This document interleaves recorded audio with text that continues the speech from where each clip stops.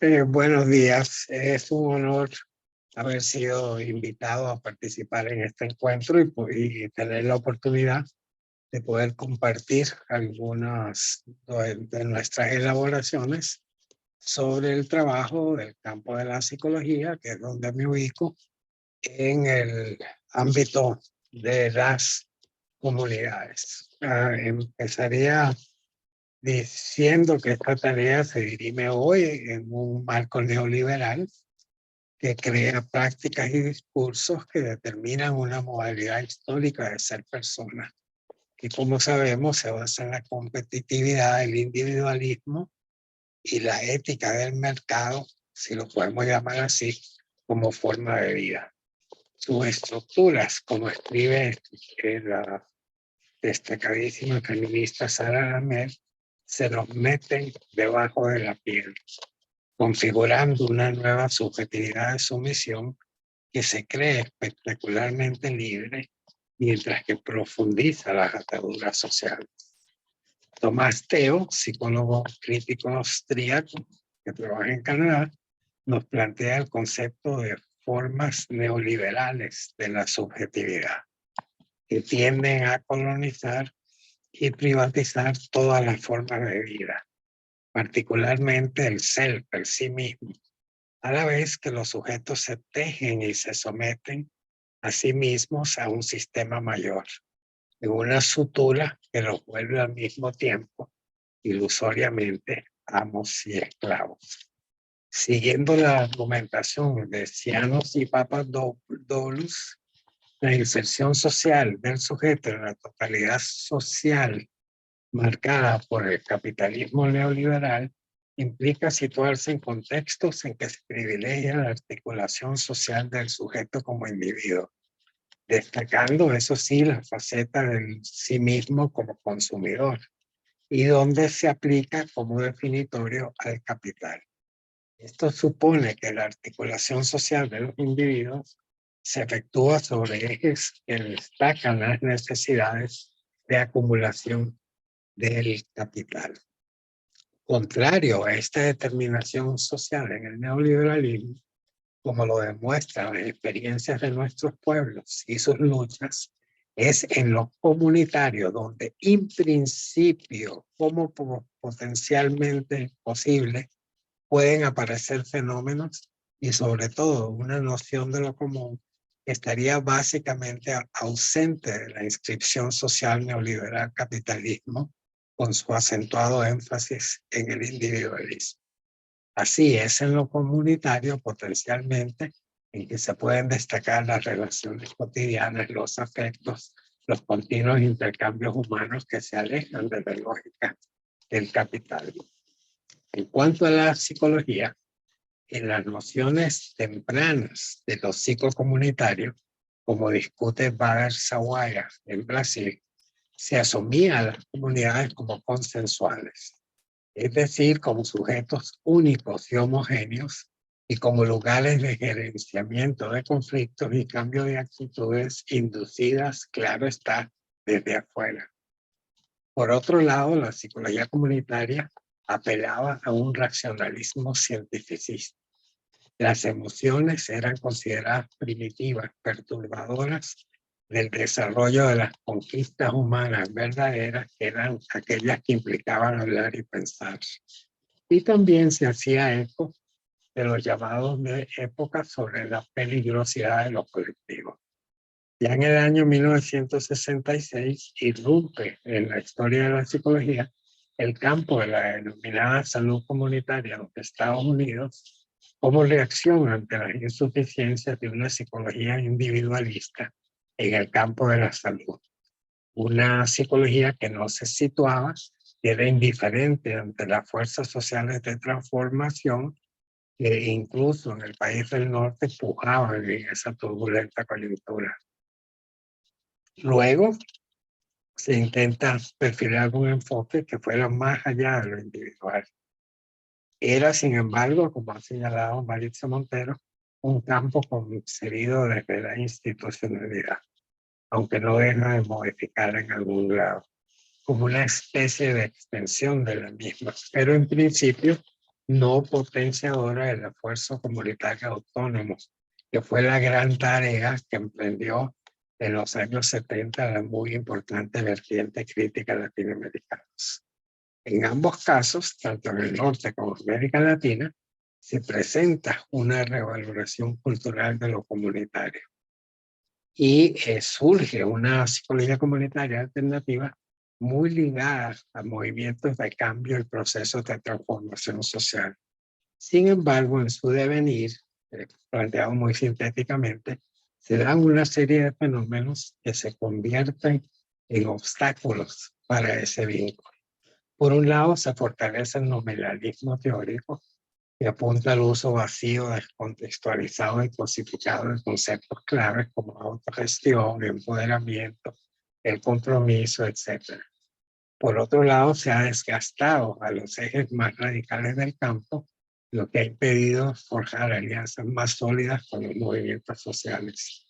Y ha avanzado, por lo tanto, cierta despolitización y se ha acentuado la tentación burocrática y tecnocrática y reducido el alcance de las transformaciones.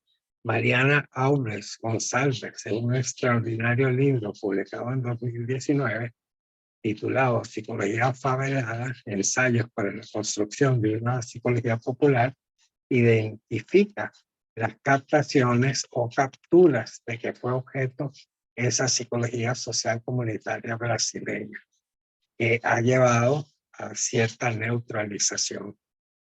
Esto ha implicado la producción de especialidades, una especialización que conlleva una especie de credencialismo, creando especialistas en asuntos comunitarios. Claro, la pregunta de fondo es si pueden existir especialistas en lo que concierne a la vida en comunidad y al sentir y vivir de los pueblos. Por otro lado, ha implicado la relativización de su posicionamiento ético-político y la aproximación a discursos liberales capitalistas. Nicolás Herrera, señala que cuando la psicología comunitaria termina aspirando prioritariamente a la legitimidad cientificista, tiende a descentrarse de las problemáticas sociales acuciantes. Como decía Martín Baró, la tarea central de la psicología tendría que ser más bien, y lo cito, de centrar su atención de sí misma, de preocuparse de su estatus científico y social y proponer un servicio eficaz a las necesidades de las mayorías populares. Ya he señalado la desviación del afán tecnocrático, una especie de tentación tecnocrática de la psicología comunitaria. La ruptura de todos estos lastres también debe implicar los nudos críticos que señalaba el gran Ignacio Martín Baró. Por un lado, a la manera de Falsborda, la recuperación de la memoria histórica, ¿verdad? Es decir, la reconstrucción de modelos de identificación que en lugar de encadenar y enajenar a los pueblos, les abra el horizonte hacia su liberación y realización. Por otro lado, la desideologización del sentido común y la experiencia cotidiana al desmontar prácticas opresivas, lo que implica, cito de nuevo a Martín Baró, rescatar la experiencia original de los grupos y las personas y devolverle como dato objetivo lo que permitirá formalizar la conciencia de su propia realidad, verificando la validez del conocimiento adquirido. En la psicología comunitaria y su desarrollo, podría sorprendernos, y es un tema que quiero abordar, la relativa carencia de abordajes que impliquen lidiar con grados significativos de sufrimiento humano. Por decirlo de una forma simple, muchas veces se apunta a una psicología comunitaria amable que festeja la potenciación colectiva, lo que es importantísimo, pero que tiende a infravalorar las consecuencias de sistemas expoliadores o los eventos y contextos de violencia y coerción. La actuación de la psicología en el campo comunitario, y esto puede ser extensivo obviamente a otras disciplinas, pero estoy hablando de aquella en que me ubico.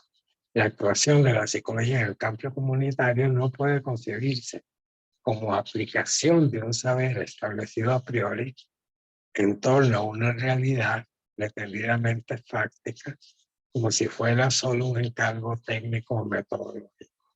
Debe implicar procesos y debemos alejarnos de la concepción de una psicología que trabaja con comunidades amparándose en una supuesta neutralidad tranquilizadora, la que brinda los encargos técnicos, o de aquella opción que hace francotiradora ante propuestas de cambios sociopolíticos y ante los esfuerzos organizativos y políticos que brotan de los sectores populares. Es necesario pasar por un discernimiento ético-político específico para no terminar rindiéndole culto a microexperiencias sin buscar implicarse, ubicarse o insertarse en los procesos sociales y políticos que buscan la transformación significativa de la sociedad. No hay, en consecuencia, dispositivos psicocomunitarios neutros a ser aplicados con magia técnica a manera de dispensarios, fórmulas o tecnologías. Lo que hay es procesos con los sectores comunitarios. Y la intervención o el acompañamiento que se desarrolla obviamente en ámbitos micro debe articularse con dimensiones mayores. Es bien sabido, por ejemplo, que el empoderamiento o la potenciación puede llevar a fortalecer a un grupo en detrimento de sus vínculos con otros grupos similares. En esto tienen que entrar categorías como la psicología de clase y la conciencia de clase y las articulaciones sociales o políticas que cruzan y trascienden lo territorial. Quien actúa en el ámbito micro está obligado a hacer la lectura macro, aunque esta articulación sea compleja y el ejercicio esté mediatizado por una larga lista de factores.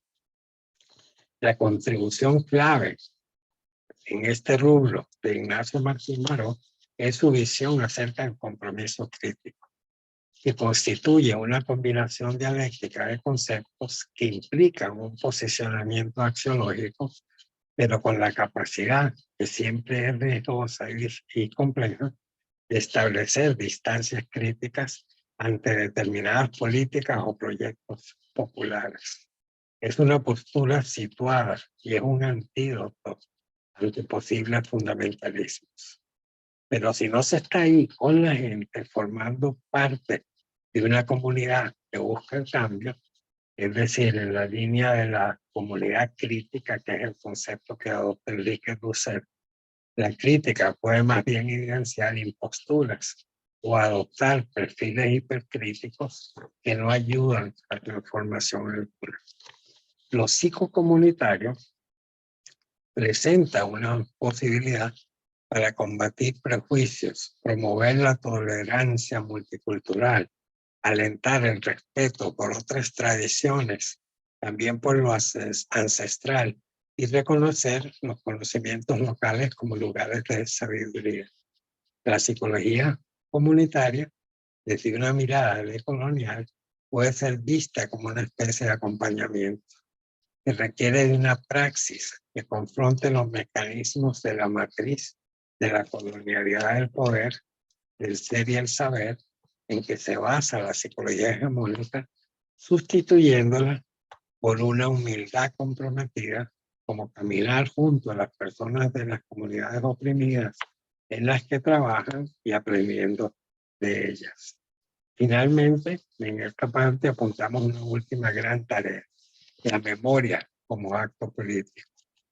Esto, su recuperación y construcción, como señalaba Falsborda, permite la posibilidad de construir y contar historias distintas.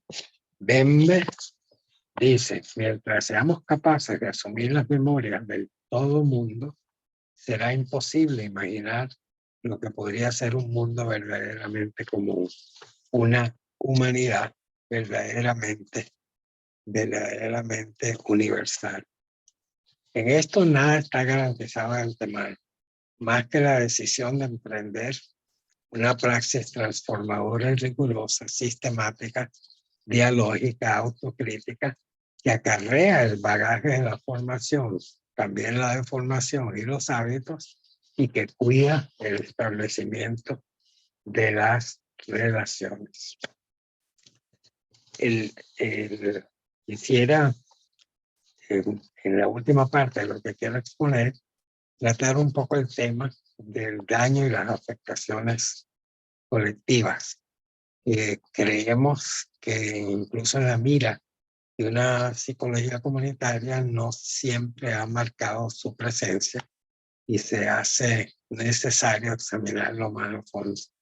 Es decir, estamos hablando de experiencias de afectación social, psicosocial o colectiva que contempla escenarios que pueden implicar la humillación social, la crueldad, el odio, la impunidad, el nacionalismo tóxico, la agresión mediática, política o económica de gran escala, la violencia organizada, la afectación ecológica ambiental, la impunidad y la construcción o destrucción de la memoria. En todo esto, nos parece claro que hay dimensiones sincrónicas de determinado estado de cosas y correlaciones y alineaciones de fuerzas y aplicaciones de dispositivos de poder que deben ser identificados, porque la lucha es liberar de esas cadenas. Pero también hay procesos diacrónicos, fundantes, históricos, que inciden en el registro y procesamiento de daños y de experiencias concretas y que implican privilegios, pretendidas superioridades, discriminaciones y racismos asociados con un pasado y también un presente colonial. Si hablamos del daño en la psicología, la visión tiende a ser individualizante.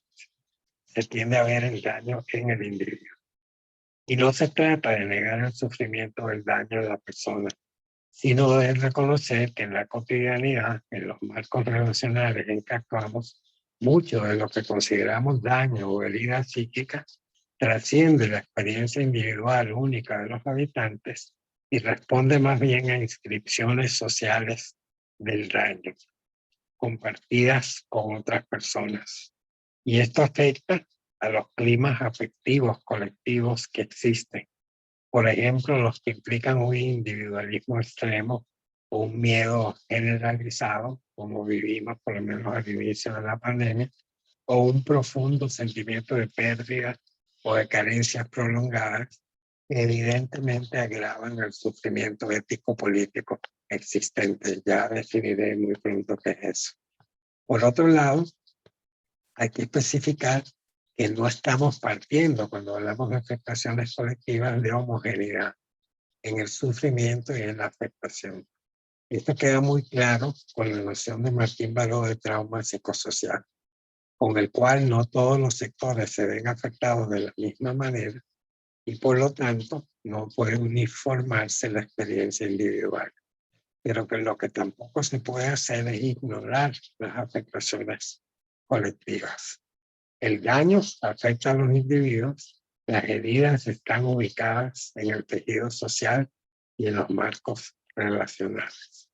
Por otro lado, hay que hacer notar que el tema de la afectación o el sufrimiento, por lo menos en psicología, tiende a gravitar hacia el campo de la salud, lo que puede favorecer una visión patologizante y despolitizada del sufrimiento.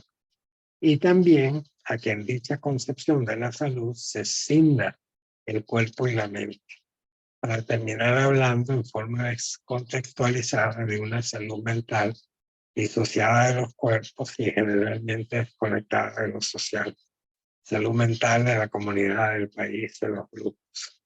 Se puede perder así una noción integrada de salud y bienestar, lo que limita el aspecto político del asunto y se fragmenta una vez más al ser humano. Desde hace un par de décadas, colegas de Sao Paulo, de la Universidad Católica, han esclarecido los alcances de un tipo de sufrimiento humano que Wagner Sawyer denomina el sufrimiento ético político. asentado en las afectividades y que tal como lo concibió Spinoza, hace referencia a una pasión triste, que con malos encuentros con los otros en las realidades disminuyen su potencia, sus conatos como ser en contextos de exclusión y que representa la fuerza que constituye el deseo y está presente en todas las cosas. Con eso nos referimos al conato de Spinoza. Y esto tiende a crear escenarios personales y colectivos de resignación o fatalismo, lo que apuntala lo que Sartre llamó en su obra de los 60, Crítica de la razón dialéctica, un estatuto de impotencia.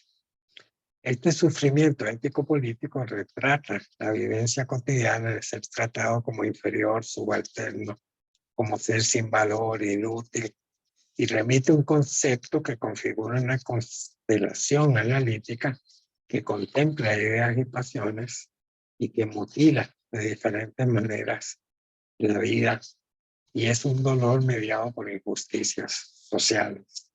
Diana Alqueira, otra colega brasileña, denominó recientemente como salud ético-política el tener potencia y poder luchar por los derechos.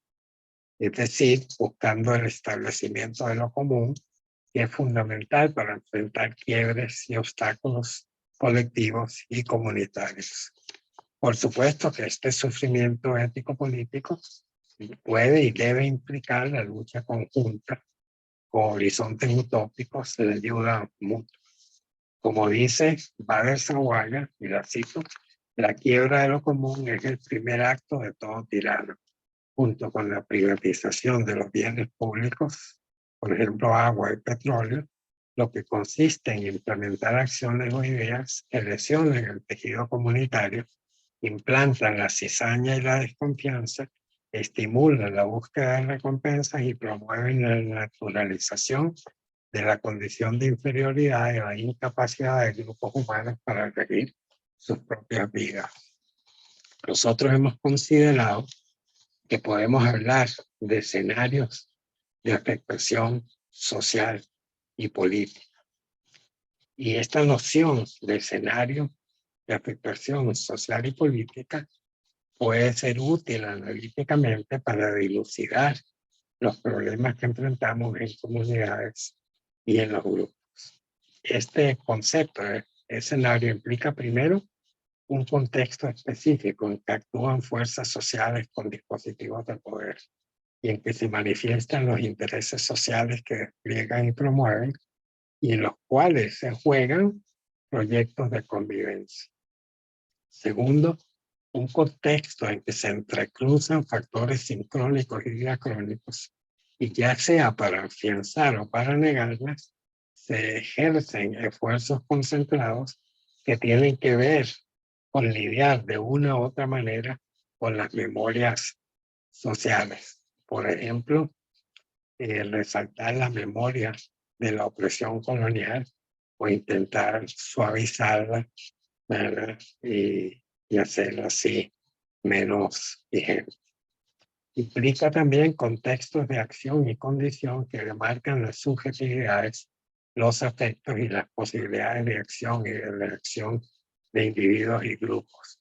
Por ejemplo, si un territorio está ocupado, eso implica una afectación colectiva que tendrá que ver con todo esto. Si hay una agresión a gran escala contra una comunidad o contra un grupo nacional, esto también marca los contextos de acción y condición que afectan las subjetividades y los afectos.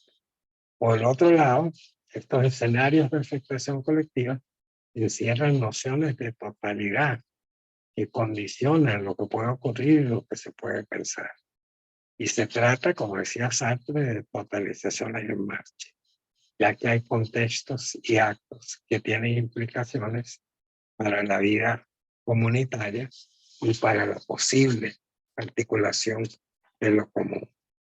De esta manera, tal vez podemos revisar con algunos elementos adicionales preguntas como cómo se resisten las personas y comunidades frente a este panorama cruel y desalentador, cómo se lucha por la vida, cómo se manifiestan las afectaciones que se viven en un contexto, ¿verdad? Cómo se pueden acompañar las luchas y aspiraciones de los sectores populares. Es crucial trabajar con lógica de acompañamiento en la posibilidad de mapear de nuestros propios cuerpos personales y colectivos los niveles de impacto social derivados de estos escenarios de afectación.